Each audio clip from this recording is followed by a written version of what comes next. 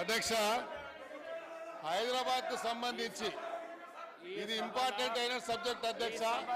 రాబోయేటువంటి రోజుల్లో హైదరాబాద్ సిటీలో రాబోయేటువంటి రోజుల్లో ఈ హైదరాబాద్ ఒక డిసైడింగ్ ఫ్యాక్టర్ గా కాబోతున్నది అధ్యక్ష.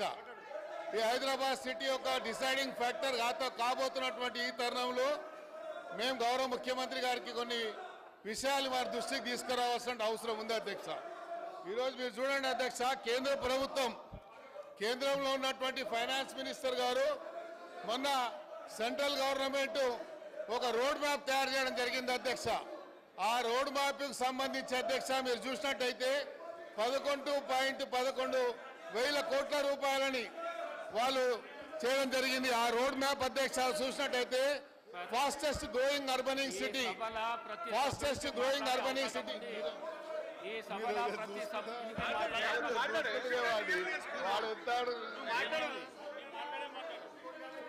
అధ్యక్ష మీరు చూసినట్టయితే కేంద్ర ప్రభుత్వము ఈ రాష్ట్రం మీద ఎంత వివక్ష చూపిస్తుందని చెప్పడానికి నేను ఒక విషయాన్ని మీకు చూపిస్తా అధ్యక్ష. రోడ్ మ్యాప్ తయారు చేసింది కేంద్ర ప్రభుత్వం, ఒక రోడ్ మ్యాప్ తయారు చేసింది. ఈ రోడ్ మ్యాప్ చూసినట్టయితే అధ్యక్ష 11.11 కోట్ల రూపాయలని ఫాస్టెస్ట్ గ్రోయింగ్ అర్బనైజ్ సిటీకి వాళ్ళు కేటాయించారు అధ్యక్ష.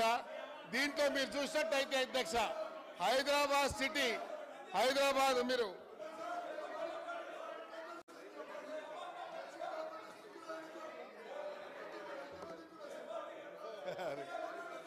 అధ్యక్ష మీరు చూసినట్టయితే తెలంగాణ అధ్యక్ష ఫాస్టెస్ట్ అర్బనింగ్ సిటీలో సంబంధించి అధ్యక్ష అర్బన్ పాపులేషన్ గ్రోత్ అధ్యక్ష 3.2 అధ్యక్ష. నేషనల్ యావరేజ్ కంటే కూడా ఈరోజు హైదరాబాద్ సిటీ గ్రోత్ రేట్ ఎక్కువ ఉంది అధ్యక్ష.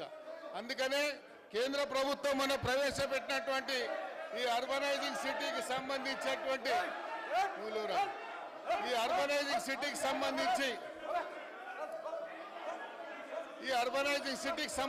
కేంద్ర ప్రభుత్వము ప్రవేశపెట్టినటువంటి బడ్జెట్లో కూడా హైదరాబాద్ సిటీని కూడా సవతి తల్లి ప్రేమ చూపించిందని చెప్పడానికి ఇది కూడా ఒక నిదర్శనం అధ్యక్ష. మీరు చూసినట్టయితే అధ్యక్ష మీరు చూసినట్టయితే మొన్న కేంద్ర ప్రభుత్వం 2024-25 ఇయర్స్ కు సంబంధించినటువంటి allocation of the net proceeding of the union tax సంబంధించి allotment based on the 15th finance commission అధ్యక్ష రికమెండేషన్ ఒకటి ఇచ్చింది. ఆ 15th ఫైనాన్స్ కమిషన్ రికమెండేషన్లో కూడా ఈ హైదరాబాద్ సిటీకి సంబంధించి కూడా ఎక్కడ ఒక్క రూపాయి కూడా కేటాయించలేదు అధ్యక్ష. కాబట్టి మేము గౌరవ ముఖ్యమంత్రి గారిని కోరుతా ఉన్నాం, ఈరోజు హైదరాబాద్ సిటీలో ఉన్నటువంటి ప్రధానమైనటువంటి సమస్యలు అధ్యక్ష, ఈ హైదరాబాద్ సిటీకి సంబంధించినటువంటి సమస్యల మీద చెప్పాల్సినటువంటి బాధ్యత మాకుంది.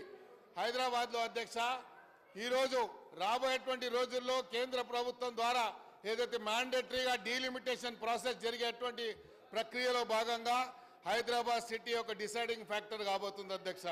కాబట్టి హైదరాబాద్లో ఉన్నటువంటి కొన్ని ఇష్యూస్ని మేము మీ దృష్టికి తీసుకురావాలని ప్రయత్నం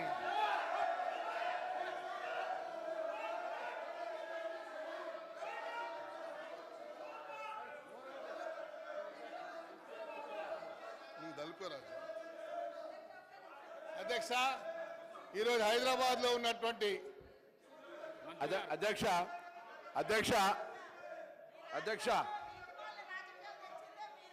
మనం శాసనసభకు సంబంధించిన రూల్ బుక్లో కూడా ముందు మాటగా రాసుకున్నాం. ఇది కూడా ఉమ్మడి ఆంధ్రప్రదేశ్లో లేకపోతే బయట దేశాలకి తెచ్చుకున్నది కాదు అధ్యక్ష. ఈ ముందు మాటలో రాసుకున్న దాని ప్రకారంగా మనం తెలంగాణ రాష్ట్రం భారత యూనియన్లో 29వ రాష్ట్రంగా 2014 జూన్ 2వ తేదీన ఆవిర్భవించింది. నూతన రాష్ట్రం ఏర్పాటైన పర్యవసనంగా తెలంగాణ రాష్ట్ర శాసనసభకు చెందిన నియమముల కమిటీ రాష్ట్రసభ ఆవశ్యకత గురించి సంబంధించి 2014 ఆంధ్రప్రదేశ్ పునర్వ్యవస్థీకరణ చట్టంలో గల నిబంధనల దృష్ట్యా మునుపటి ఉమ్మడి ఆంధ్రప్రదేశ్లో రాష్ట్ర కార్యవిధాన మరియు కార్యక్రమ నిర్వహణ నియమాలు మరియు లోక్సభ కార్యవిధాన మరియు కార్యక్రమ నిర్వహణ నియమాలను పరిశీలించింది.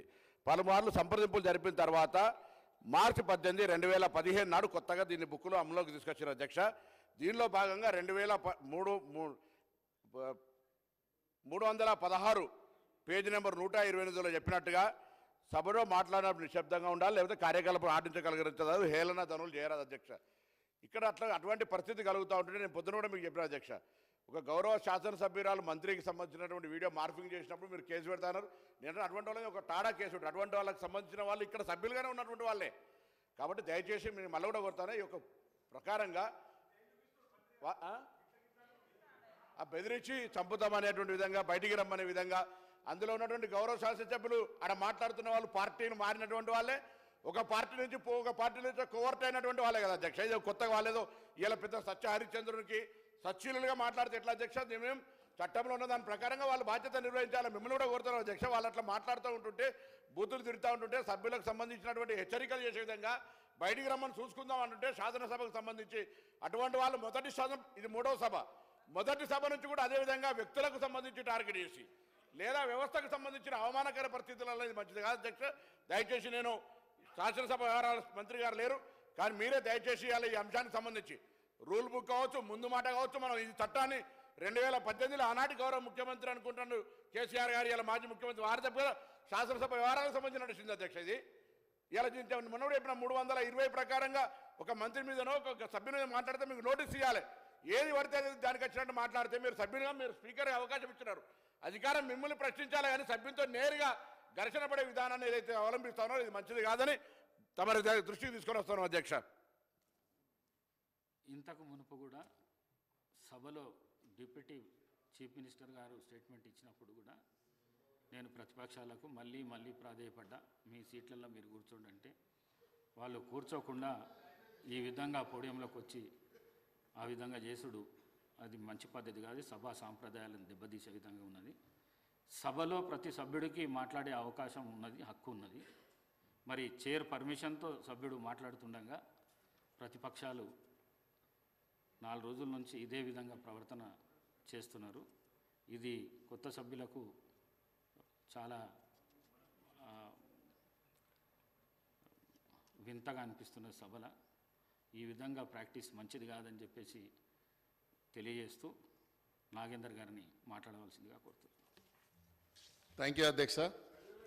హైదరాబాద్కు సంబంధించి అధ్యక్ష, నేను అందుకే చెప్పడం జరిగింది, ఈ హైదరాబాదు రేపు డీలిమిటేషన్ ప్రక్రియ ప్రారంభం అవుతున్నటువంటి తరుణంలో ఈ హైదరాబాద్ సిటీ రాబోయేటువంటి రోజుల్లో ఒక డిసైడింగ్ ఫ్యాక్టర్ కాబోతున్నది సందర్భంలో హైదరాబాద్ ఒక ఫాస్టెస్ట్ గ్రోయింగ్ అర్బనింగ్ సిటీ కాబట్టి హైదరాబాద్లో ఇంకా చాలా మౌలిక సదుపాయాలు కల్పించాలన్నటువంటి ఆలోచనతోని ముఖ్యమంత్రి గారు ఒక మంచి ఆలోచనతోని ఒక ప్రణాళికబద్ధంగా ఈరోజు హైడ్రా అనేటువంటి ఒక సంస్థను తీసుకొచ్చి గతంలో జరిగినటువంటి విపత్తులను దృష్టిలో ఉంచుకొని ఆ విపత్తుల నుంచి అధిగమించడానికి ఒక సంస్థని నూతనంగా ఏర్పాటు చేసి ఆ సంస్థ యొక్క పరిధిని హైదరాబాద్ నుండి చూసినట్టయితే 27 మున్సిపాలిటీస్ కానీ 33 పంచాయతీలు కానీ అదేవిధంగా సుమారు 2000 కిలోమీటర్ల పరిధిలో ఓఆర్ఆర్ పరిధి వరకు కూడా అది సంస్థకు బాధ్యతను అప్పగించి ప్రజల యొక్క ప్రాణ నష్టం కానీ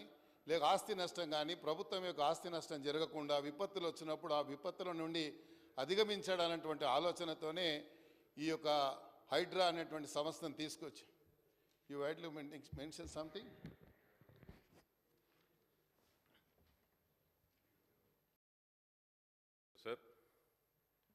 sir I was in my room, ये सारी गड़बड़ में very unparliamentary words way used by honorable member.